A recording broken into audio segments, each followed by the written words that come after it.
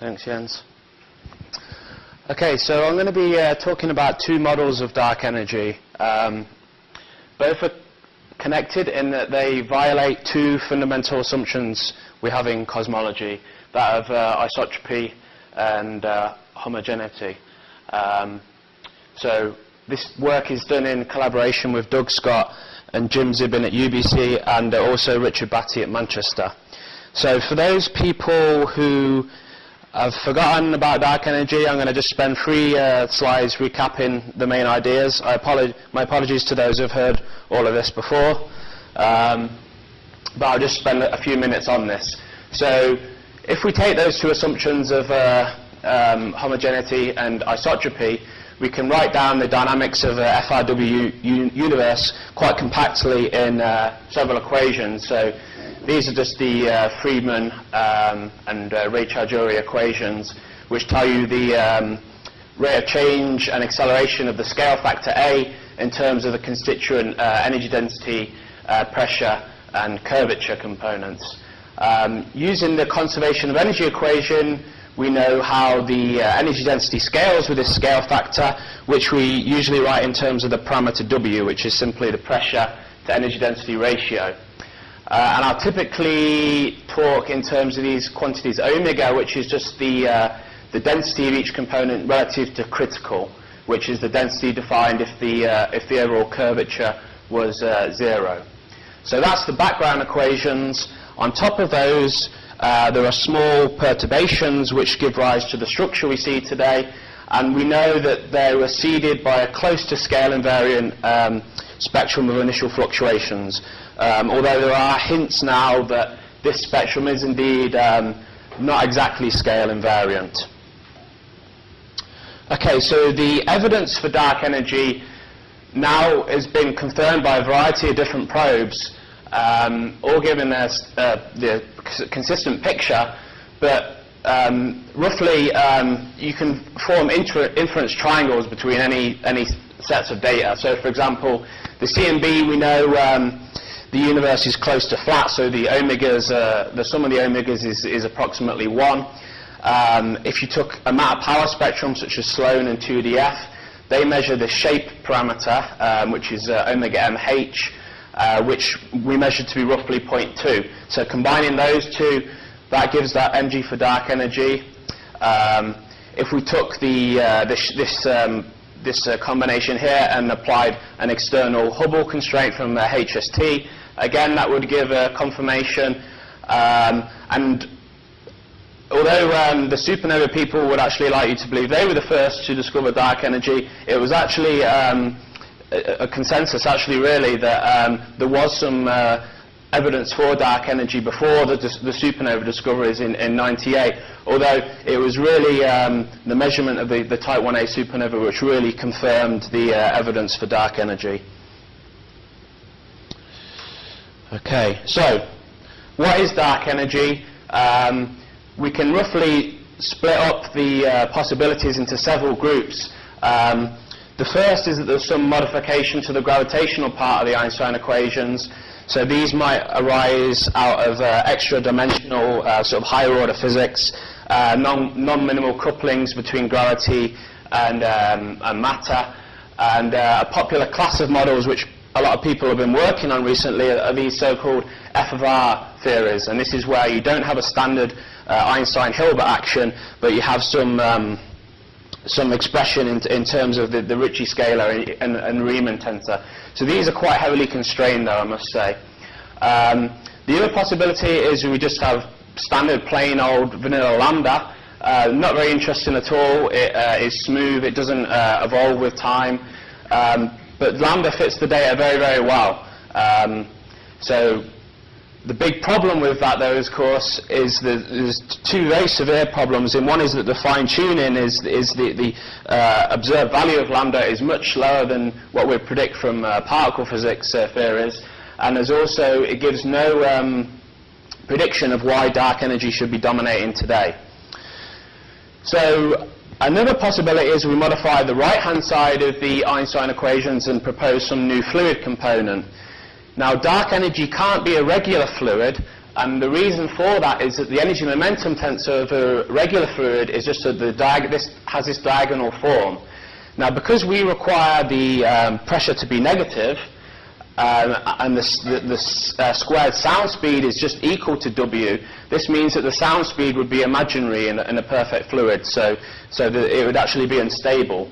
So if dark energy is a fluid, what we need to do is slightly modify the type of fluid. So one thing which people study is scalar field models, and these models have an additional form of entropy in the fluid which stabilizes it.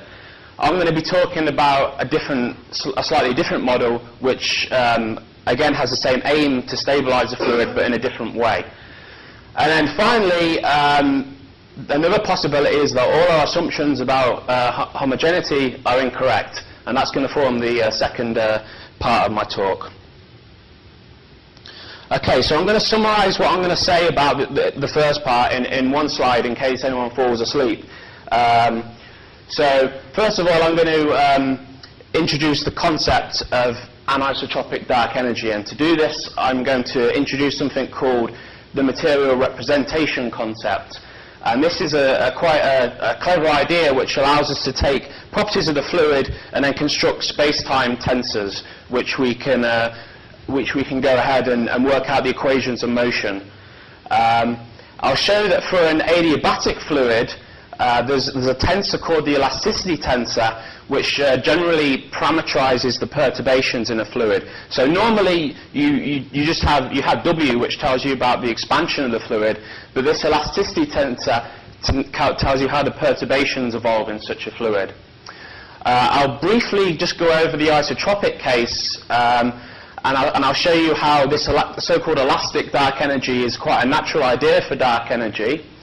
And then I'll motivate some investigation into why I've been looking at anisotropic types of dark energy. So the reason for this is that there's some anomalies which people have observed in the CMB sky maps, and then I'll discuss how successful or not the model is. Okay, so I'll just be quick over this stuff, but this material representation concept was developed by Brandon Carter in the 70s to study neutron stars, and the main idea of this is that you can take tensors on the material space, such as pressure, energy density, and it gives a formalism for then constructing the space-time tensors out of the material tensors. So the way in which you do this is you typically decompose the vectors and the tensors in terms of the parallel and perpendicular components to the flow vector, and then you can use projection tensors, which projects, as the name suggests, it projects tensors on the material space to the space-time. So this material representation, if we defined tensors on this material representation allows us to construct the space-time tensors. Okay, so what is this elasticity tensor which I mentioned? Well, if we just overview where the standard definition of the energy momentum tensor comes from, it's the functional derivative of the metric with respect to the action.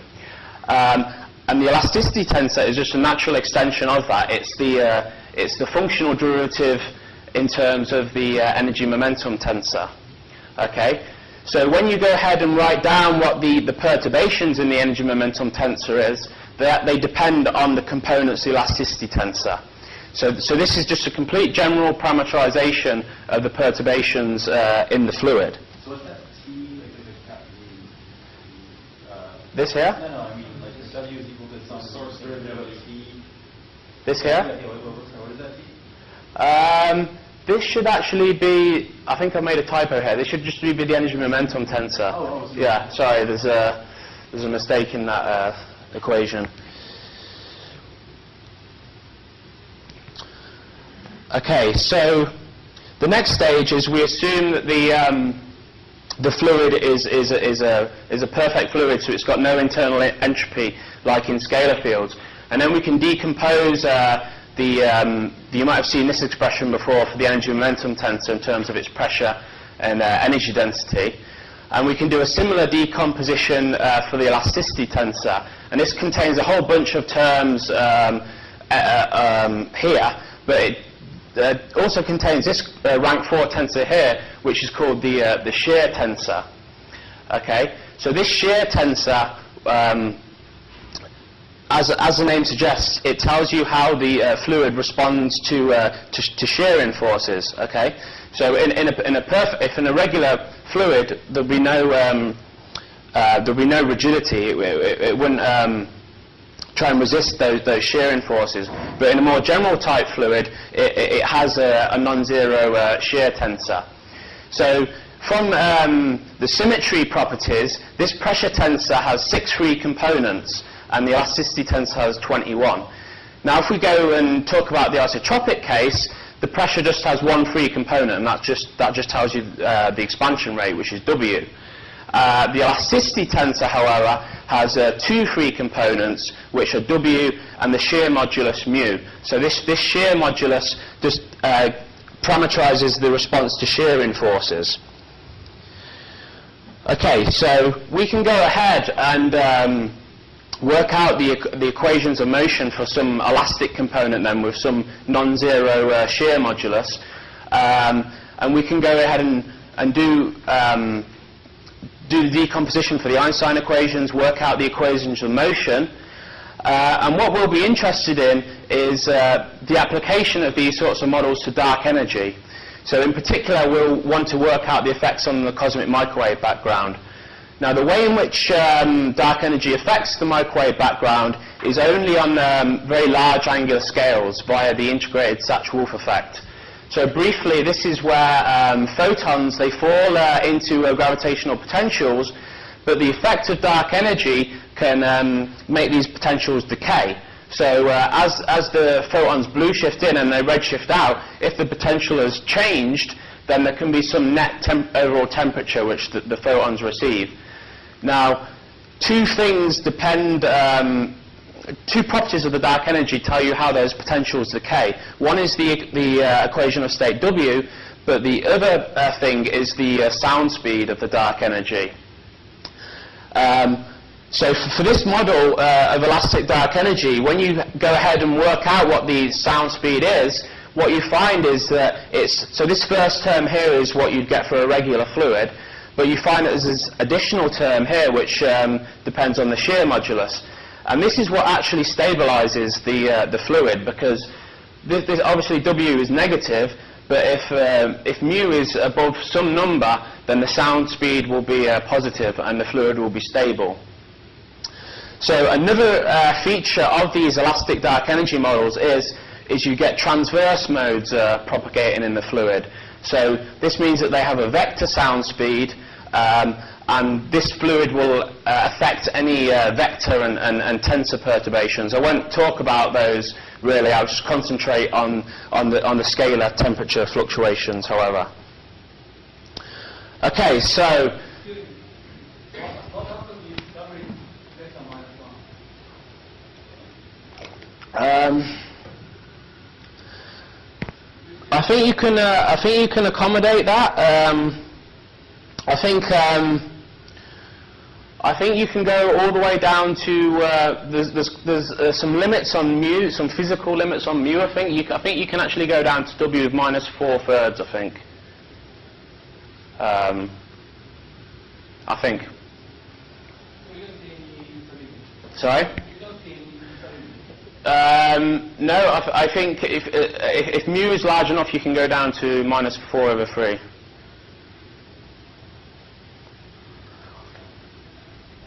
Okay, so the effect on the large angle CMB then is as follows. On the top two panels here is a quintessence type model.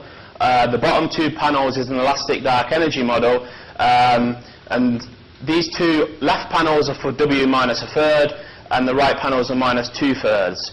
Now, on these very large angular scales, the error bars are large because of cosmic variance. So these differences are not detectable. So in this sense, this is rather uninteresting. But as I'm going to talk about now, there are some additional features which we can incorporate in this model which are rather more interesting. Now, the reason for this is that several groups of people have claimed that there are anomalies in the CMB maps. So the first group, I believe, was by De Oliveira Costa, and they noticed that the L2 and 3 multipoles were aligned in a fashion which was not consistent with Gaussianity. There was a group by Ericsson, headed by Ericsson, which also showed that there was a north-south asymmetry in the CMB sky maps. Okay, so there's more power in one hemisphere than the other. And then Kate Land and Joe Magasio, they coined this phrase, the axis of evil, which I'm sure a lot of people have heard of. And they showed that all the multipoles up to about L equals 6, I think, were unusually correlated with each other. So rather more recently, there's been some work from a group in Caltech by Ackerman, Carroll and Wise, and they've actually considered what happens if the initial power spectrum has some preferred direction. So in the standard scenario, the power spectrum is close to scale invariant and it has no preferred direction. What they propose is that the power spectrum had some quadrupole pattern. So this is the physical direction, and this is the Fourier wave vector, and this parameter G star quantifies the amount of anisotropy in the initial power spectra.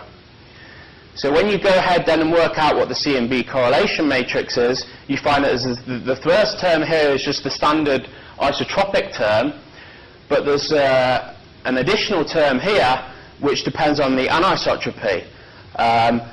This matrix here tells you the geometric couplings between the L and M modes, and which arise from this quadrupole pattern. So they have a very specific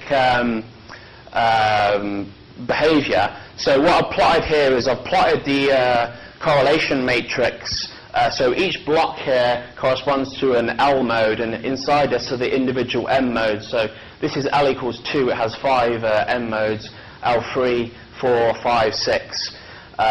So I've subtracted off the isotropic part to this, and you can see that there's specific couplings between each block. So the L2 and L plus 2 modes are coupled, and the M and M plus 2 modes are also coupled. And what this physically means in the sky maps is that the hot and cold spots are squashed. So along the equator, they'll be squashed into ellipses along the equator. So this is a small effect, but that they actually, another group by Grönbohm and Ericsson actually went ahead and looked in the W maps for such a feature, and they surprisingly found around a 3.5 sigma detection of some anisotropy parameter G star, okay, with this direction. So it must be ruled out by galaxies, right?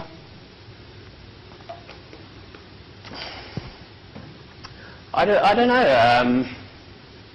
So they had some argument, I think, Ackerman, Carroll and Wise, that this G star was not a function of K, so it extended over all scales.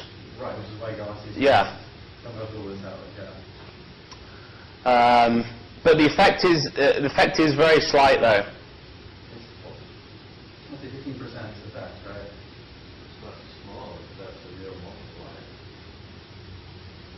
The 0.15 is big number. I mean, people have. I have seen a couple of papers where people have looked at galaxy distributions and they've claimed some anisotropy in galaxy distributions as well, but I'm not really familiar with that. Not at that level, but yeah, we can talk about it later. Okay. I don't get it at all, because this is saying it's a K independent. Yeah. And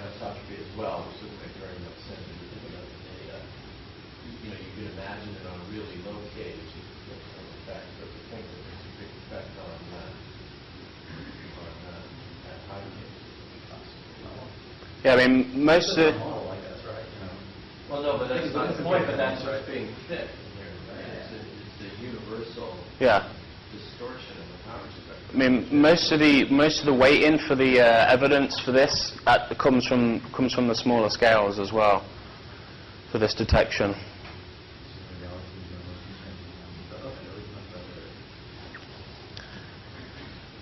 Okay, so based on some of these anomalies, we started thinking about a possible explanation in terms of dark energy.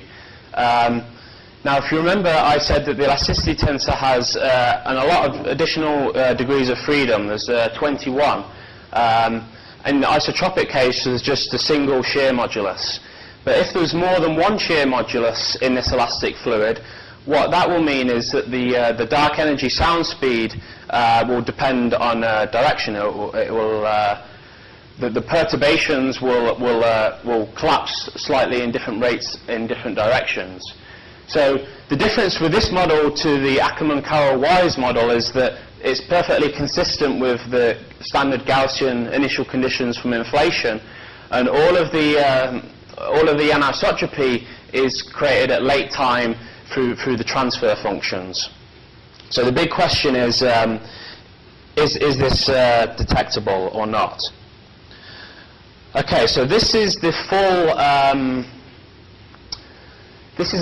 full set of symmetries allowed by this elasticity tensor, and you can write them in terms of the symmetry groups of the Bravais lattices. So depending on the particular symmetry group, you have a number of degrees of freedom here. So, for example, the isotropic case, there's 2 degrees of freedom, which is W and the shear modulus.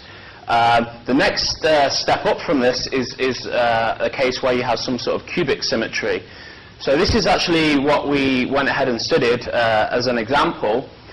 So for the cubic case, you find that the pressure is isotropic, so things are normal at the background level, but the elasticity tensor, which, remember, controls the perturbations, this depends on direction. So there's 2, in the cubic case, there's 2 shear moduli, the longitudinal and transverse shear moduli. Okay, so what this means is that the sound speed in the dark energy depends on the direction. So here's some plots now of what the sound speed looks like for the realization of the cubic system. So the way in which you work out these sound speeds, it's do you have any chalk? Yeah. It's not very difficult. What you do is you construct a cell, like a cubic type lattice, and what you can do is you can apply small shearing deformations to the lattice, and first order they conserve energy, but the second order in the deformation parameter, you can relate to these shear moduli. So for any type of lattice system, you can go and work out the shear moduli, and you can work out how the sound speeds then depend on direction. So there's 3 sound speeds. So in an isotropic case, there's a longitudinal and 2 transverse modes. What you see for the cubic system is that these completely decouple from each other, and the sound speeds are set by the eigenvector, the 3 eigenvectors of the cubic lattice. Okay, so that's why they look like they do. Okay, so what the next stage is we want to go ahead, plug these anisotropic equations into a CMB code like CAMB, and work out the correlations between the modes. Now this is a little bit difficult because you get couplings between the scalar vector and tensor modes. So the reason for this is that on the right-hand side of the Einstein equations, usually you can do a scalar vector tensor decomposition and everything decouples. But when you have some anisotropic term, you cannot write the right-hand side in terms of the individual components. That they all couple with each other. So when what we had to do is we had to go and modify the CMB code so that it would run the scalar vector and tensor modes simultaneously and take into account the correlations between them. Another slight difficulty is that the normal CMB codes only evolve modes, the magnitude of the Fourier modes. But in our case, of course, it also depends on direction. So we had to run several different directions in Fourier space. So we found a way, though, in which we could simplify the calculation by quite a lot. And this was because the angular dependence on the right-hand side of the Einstein equations has a quite specific form. So for example, this here is what the anisotropy in the scalar component looks like. So it's got this cubic type pattern. So when you go ahead then and work out what the full covariance matrix is, so I mean this is the expression for this, but it's just the integral over the Fourier modes. These n1 and n2 label each of the scalar vector and tensor modes. So what you have to do is you have to sum up all of the you have to sum up the scalar vector coupling, the scalar tensor coupling, etc. You sum those together, and the expression is an integral over the transfer functions, where these j's are just my mind's gone blank. The spin harmonics, of course. Okay, so what you can do is you can go ahead and do this approximation. Though we know what the angular dependence of the transfer functions are. They have this spatial distribution which I showed you on the previous slide. So what you can do is you can go ahead and work out the geometric contributions to the covariance matrix, just like Ackerman, Carroll and Wise did. And all we need to do is just go and extract the relevant amplitudes of the isotropic and anisotropic terms. And you can do that by just evaluating the code in a few different directions. So you can work out the full anisotropic covariance matrix in several minutes. So there's no real computational burden there. So this is an example of what the contributions to the transfer functions look like. This is just some particular model which I chose. You'll notice that the value of W is slightly higher than people usually consider. The reason for this is that the effect is slightly larger as you go from -1. So I wanted to try and see for which model could I have the maximum effect. And these values of the shear parameters, again, were chosen to try and maximize the effect. So this is what the contributions to the transfer function look like. This is remember, this effect is only coming from the ISW part of the CMB. So this is what the isotropic part looks like. So this is the multipole number here. This is the Fourier wave number.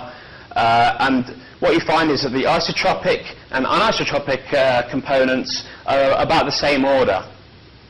Okay, so that was initially encouraging for us, that the anisotropic terms seem to be relatively large. So this is what our covariance matrix looks like. So again, this is the ACW model. So this G star here has a value much higher than suggested by data.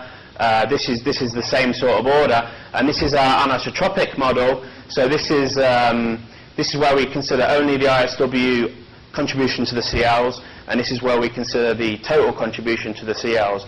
So the size of the correlations in the covariance matrix are of the same order as the ACW model on large scales, which again is encouraging. This is the Azimuthal power spectra for an anisotropic model. Of course, the CL doesn't encode all of the information in the covariance matrix, But one thing which you can plot is the azimuthal power spectra, and our model. There's nothing unusual going on there. It has a similar azimuthal power. How are we doing for time?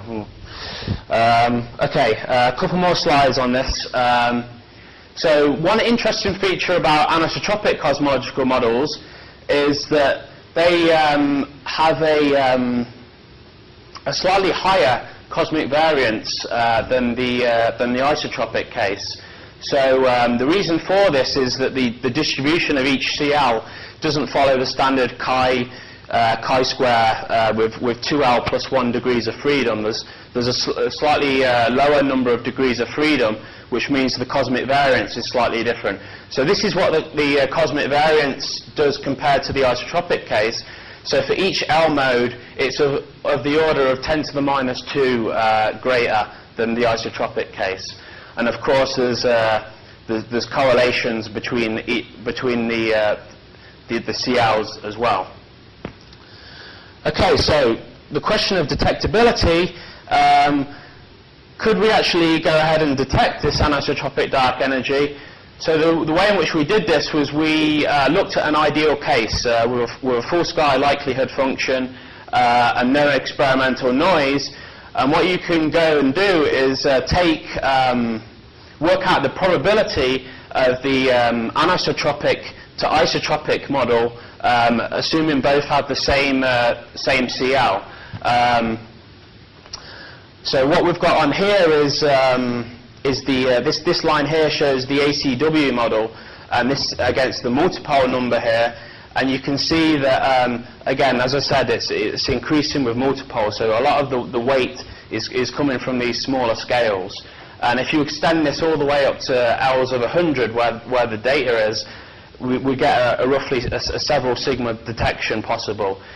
For the anisotropic model, though, however, is that what we find is that the detection possibility starts to level out with increasing L mode, and this is because it's only sourced by the ISW component at very large scales. So, based on this statistic, which we think is the most optimal detection criteria, it looks as though it's a level below a detectable level. So this was quite disappointing for us. So For the CMB only? For the CMB only, yeah. Yeah. So we've just looked at the CMB only. It doesn't have the same significance as the ACW model for the that's for sure. Also, the original motivation we had was to try and explain these alignments of multipoles as well, but the correlations between each of the ALMs in our model was at most 10%. So if you go ahead and work out realizations of multipoles with 10% correlations, it's not going to improve the chance of alignment very significantly. So one thing we're currently thinking about is could we use some additional freedom in the pressure tensor, have the background slightly anisotropic. Again, I'm not very optimistic about this because we know that the background is very close to isotropic. So when you take this into account, if you had some preferred expansion direction, because it can only be very small, that will in turn only affect the CMB quadrupole. So I don't think that is going to work either. So it looks as though the anisotropic dark energy cannot explain these sort of alignments. Okay, so I'm just going to spend like 10 to 15 minutes on this topic now, if I could please. So this is changing tack slightly. We're going to go from non-isotropy to inhomogeneity. So this is the summary of what I'm going to say here. We can mimic acceleration by living in a large underdense region of the universe. Okay, so we've got to be. There's a lot of philosophical objections to this. We've got to be very close to the center. The size of this underdense region has got to be much larger than predicted by standard structure formation. What else? And yeah, I mean, we're just violating the Copernican principle. So what we wanted to do is to try and actually see if these large inhomogeneous models are actually ruled out by data. So what we were the first group to actually compute the CMB power spectra for these models, and what we'll see is that the fit is quite poor to the CMB. So the local matter density, in this level, like still 20% of rho critical, or is it like close to rho critical? Yeah. So this is nonlinear. So delta rho over rho is of order 1. So we can't study this using the standard FRW equations. We have to use this Lemaitre, Thom, and Bondi formalism. So this is it's a solution to the Einstein equations for a dust-dominated universe with spherical symmetry. Okay. Okay. So the model assumes that on gigaparsec scale. A gigaparsec scale, a huge underdense region, yeah.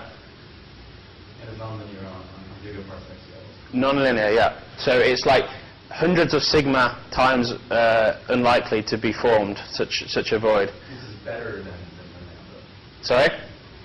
This is better than lambda.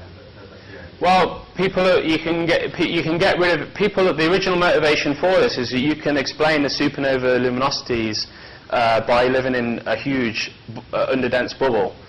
But so what's the probability? That the CMB and supernovae and everything else is just wrong. The probability must be higher than this, right? well, that's what I'm going to tell you, that you can't actually fit the CMB with these models. Okay. But people have been taking these seriously for some reason. Okay. So the overall idea is that we live in this huge underdense region, and this region has a higher expansion rate because it's underdense. So that's what mimics the acceleration. So the big question is, can a spatial degree of freedom mimic this dark energy component? Okay. So this is the metric, the LTB metric. So this K function here is the curvature. Okay, so what these models essentially are is that they're essentially like an open universe locally. Okay, so there's 2 degrees of freedom in the LTB equations. This curvature function, and there's another degree of freedom which is hidden in there called the bang time function.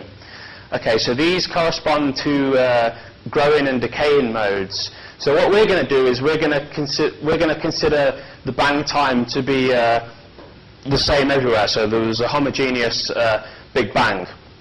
So what happens is this void starts out small and then it just grows with time. So we only consider the growing mode. The reason we do this is because if you had some huge inhomogeneous Big Bang, then actually doing the studies of CMB we wouldn't know how to do that. And another reason is that we've actually think we have a way to actually constrain this bang time very, very close to be the same everywhere. So this is something in preparation. Okay. So what's the Y term in the metric? Okay. So the Y term, it's like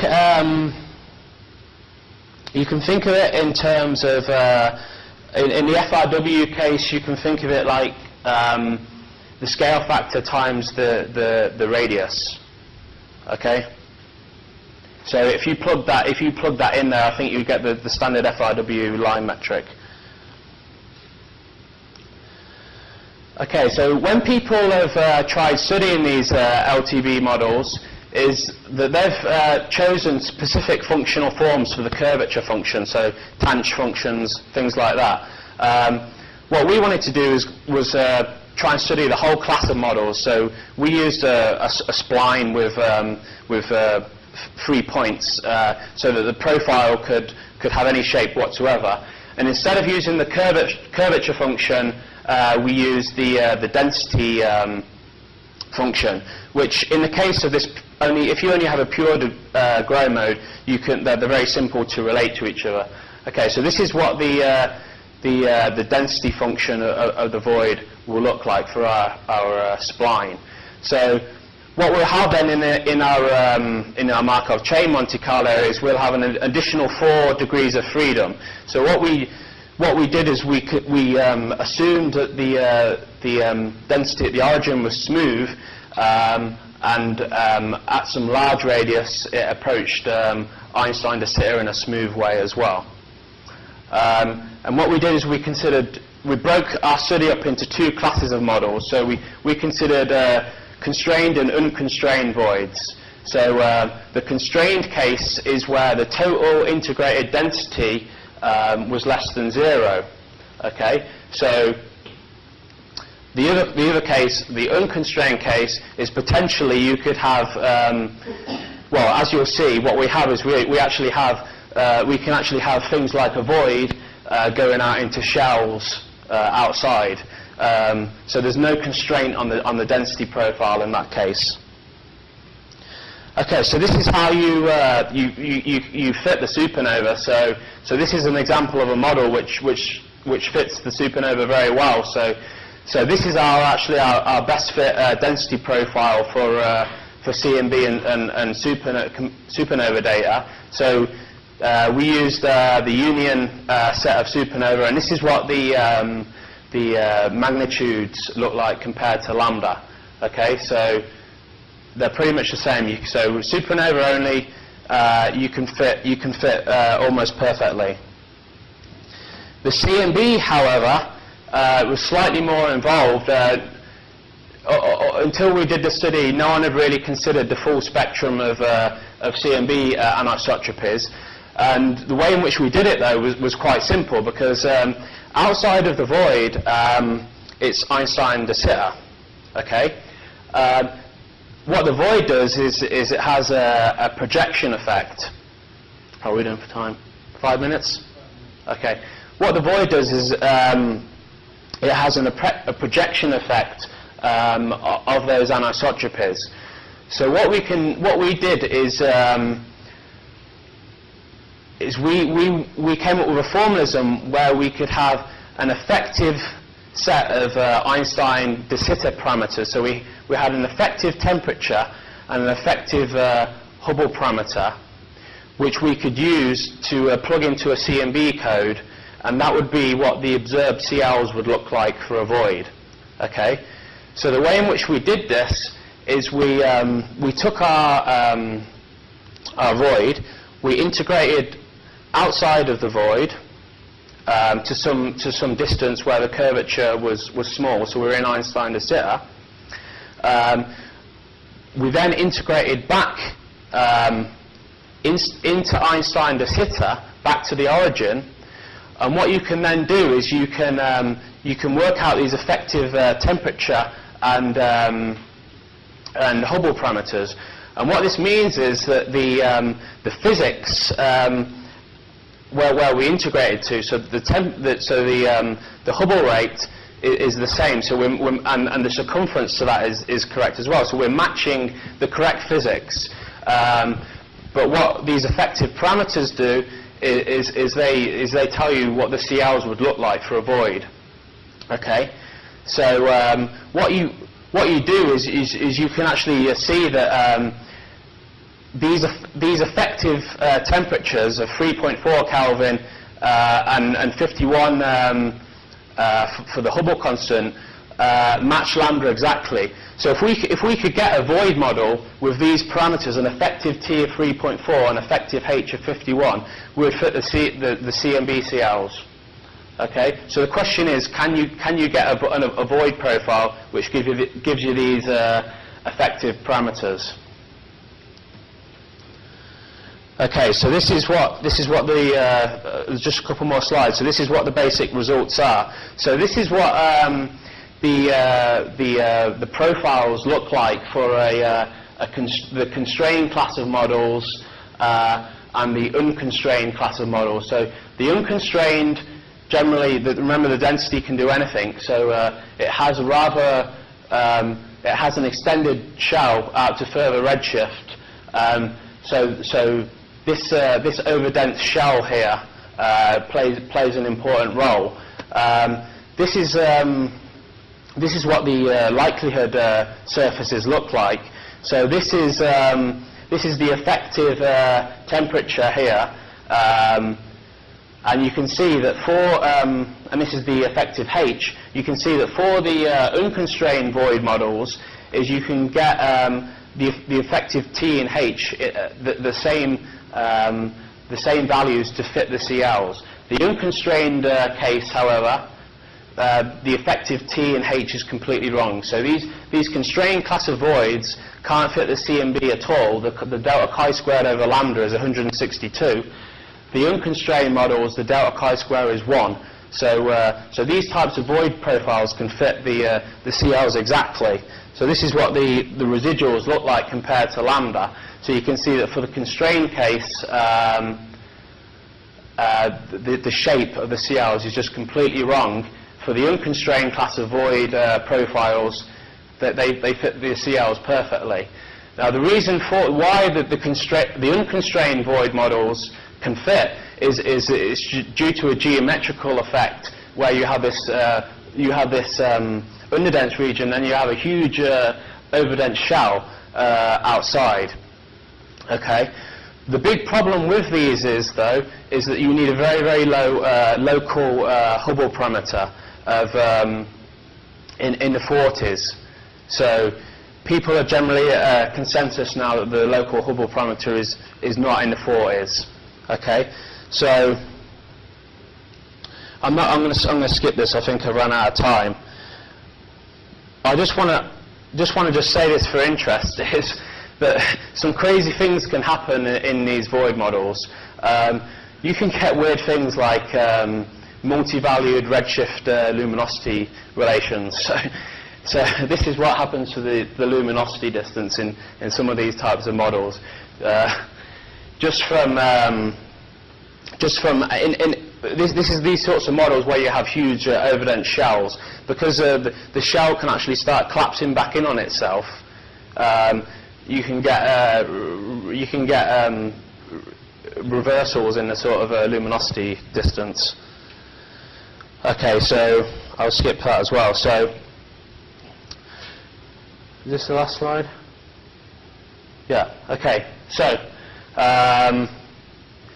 summary then. We try to explain CMB anomalies using dark energy, anisotropic dark energy. That doesn't appear to have quite a large enough effect to fit these anomalies. We've also did a study of inhomogeneous void models. Although they can fit the supernova data very well, we found that they get the spectrum of the CMB completely wrong, unless you're prepared to accept that the Hubble parameter is in the low 40s, and the additional feature of living in a huge underdense void and then having a huge overdense shell on the outside of that. So the overall message of my talk is that, as a theoretician, as always, papers to write ruling out other people's crazy ideas, and in some cases you can even write further papers ruling out your own crazy ideas. Okay.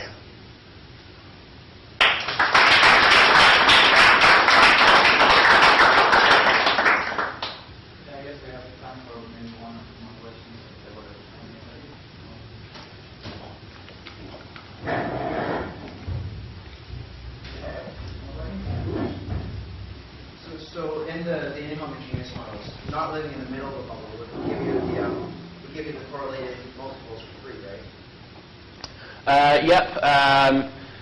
You'd get some. I mean, there's quite tight constraints on how close you can live to the centre, because you then start seeing a huge CMB dipole.